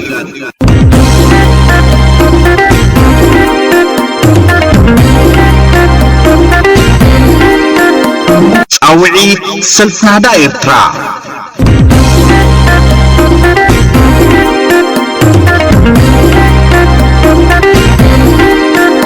አፍትሐውን መትከላውን መስመር ቃልሲ ህዝቢ ሰልፊ ናህዳ ኤርትራ ዓሲልናን ተወዲብናን ኣብዘለናዮን ብክንዲ ዝኽኣልናዮን ንሓርነትና ንውፈየሉ ግዜ ሕጂ እዩ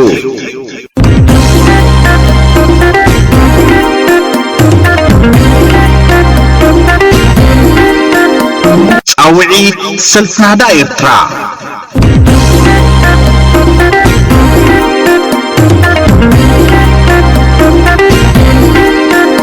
ንሓርበኛታት ግዳያትን ስድራ ቤታትን ሰውራ ኣኽያ 31 ጥቅምቲ እንረድኣሉን ቁጠባውን ማሕበራውን ችግራቶም እንፈትሓሉን ኣለናልኩም እንብለሉ ግዜ ሕጂ እዩ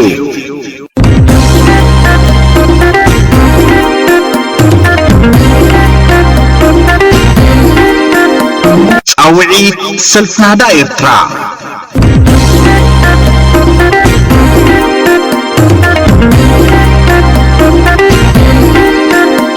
ቃልስና ቃልሲ ህዝቢ እዩ ቃልስና ቃልሲ ውፅዓትን ፍትሓውን ዝኾነሉ ምኽንያት ፀረ ድርብ ወፅዓታት መምላስ ምርግጋፅ ምውሓስ ኩሎም ሰብኣውን ፖለቲካውን መሰላት ምትካል ልዕልና ሕግን ፍትሕን ማዕርነታትን ጥራሕ ዘይኮነ ቃልስና ንምህላውን ዘይምህላውን ብግዴታታት ዝተስገደደ ግዴታ ብምዃኑ እዩ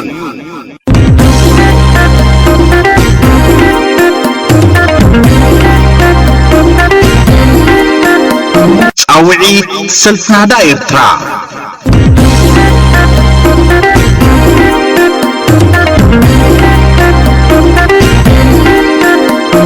ግዴታዊ ምጽንባር ብሔራት ኣይንቅበልን ቀድሞ ኮይኑ ህዝብን ሃገርን ንምድሓን ንቃለስ እምበኣርካስ ክቡራትን ክቡራንን ሰማዕትና ንሎም ቀዳም ዝበልናዮም ትሕዝቶታትና እዞም ዝተኸታተልኩምዎም ኮይኖም ንምክትታልኩም ኣዝና ነመስግን ዝመጽእ ብኻልእ ትሕዝቶ ኢና ክንራኸብ ክሳብ ሽዑ ሰላም ቅነ እንኹለና